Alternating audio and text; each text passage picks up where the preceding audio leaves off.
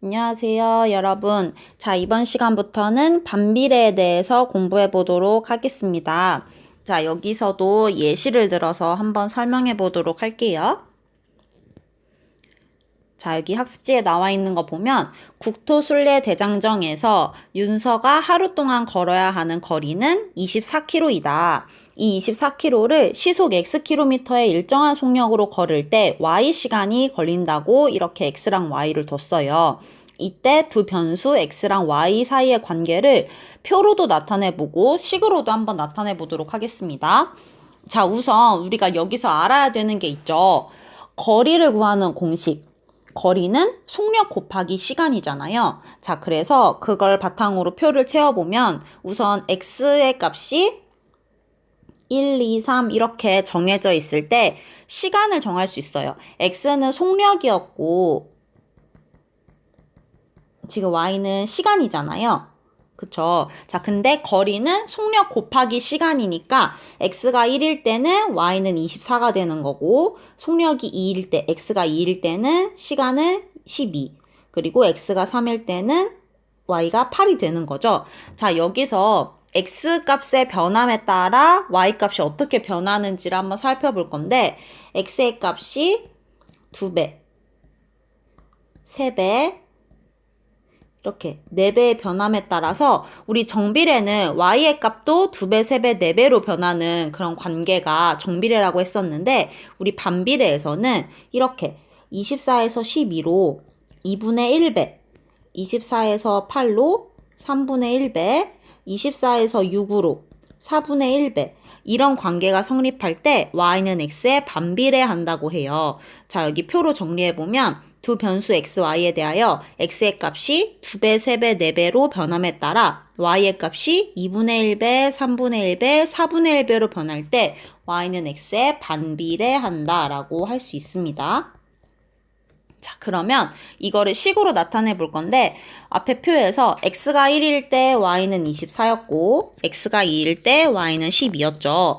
그러면 x랑 y의 곱이 24로 일정하다는 걸 알 수가 있었어요. 그러니까 두 변수 x, y 사이 관계에는 x, y는 24. 다시 말해서 y는 x분의 24라는 식을 만족한다는 걸 알 수가 있죠. 네, 그래서 우리가 여기서 알 수 있는 사실이 반비례할 때, 그러니까 y가 x에 반비례할 때 일반화시켜서 나타내면 두 변수 x와 y 사이의 관계는 y는 x분의 a라고 쓸 수 있다. 근데 이때도 마찬가지로 a는 0이 아니라는 조건이 있어야겠죠. 네, 그래서 반비례의 식은 y는 x분의 a라고 나타낼 수 있습니다.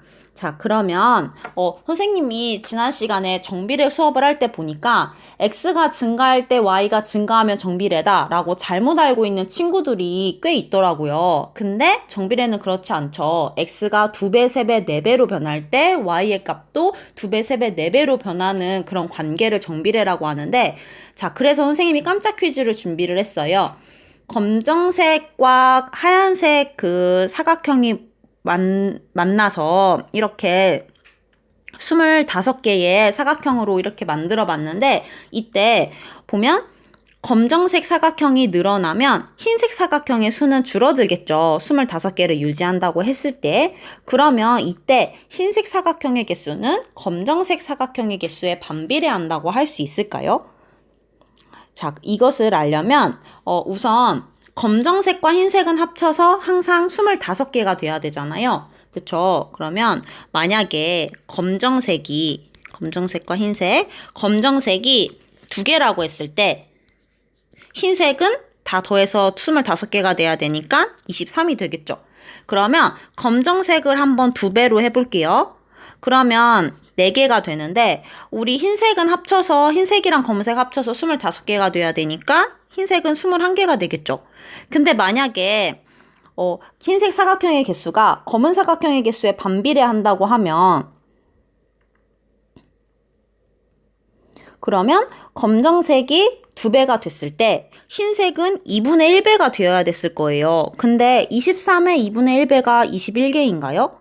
그렇지 않죠. 그래서 이게 아니기 때문에 이게 성립하지 않기 때문에 흰색 사각형의 개수는 검은색 사각형의 개수에 반비례하는 게 아니다라는 걸 알 수 있어요. 그래서 이거를 정리해서 말하면 x가 증가할 때 y가 감소하면 반비례다. 이것도 틀린 개념이라는 거죠. 네, 단순히 그렇게 되면 안 되고 x가 2배, 3배, 4배로 변할 때 y는 2분의 1배, 3분의 1배, 4분의 1배로 변하는 그 관계를 y는 x에 반비례한다라고 말할 수가 있습니다. 자, 그러면 문제 하나만 더 풀어볼게요.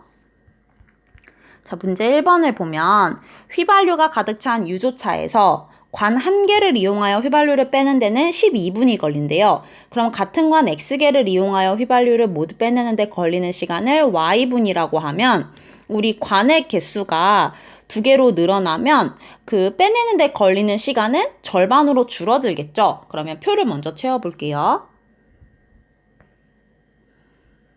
자, 표를 채워보면 한 개일 때는 우선 12분이 걸린다고 했고 2개일 때는 6분이 걸리겠죠. 6분. 자, 그럼 3개일 때는 12분이 걸리던 거를 3개를 동시에 넣으면 4분이 걸릴 거고 4개일 때는 3분, 6개일 때는 2분, 1분이 걸릴 거예요. 자, 그러면 y가 x에 반비례한다고 할 수 있나요? 그렇죠. 반비례하죠.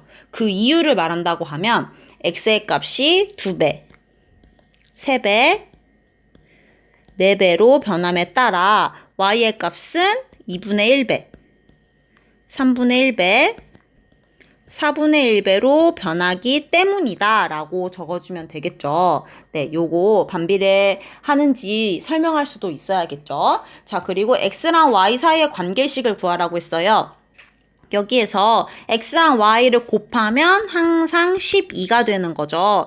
그러면 이거를 나타내면 y에 대해서 정리해보면 y는 x분의 12라고 이렇게 정리를 할 수가 있습니다. 또 하나 문제 마지막으로 풀어보고 다음 문제들은 여러분이 수업 시간에 풀어보는 걸로 할게요. 문제 3번. y가 x에 반비례하는 것을 모두 찾으래요. 1번에서 음료수 2리터가 있는데 x명이 똑같이 나누어 마실 때 한 명이 마실 수 있는 음료의 양. 자, 2리터를 x명이 나누어 먹는 거니까 한 명이 먹는 그 음료수의 양은 2리터를 사람 수로 나눠주면 되겠죠. 그래서 y는 x분의 2가 되고 이것은 반비례한다라는 걸 알 수 있습니다.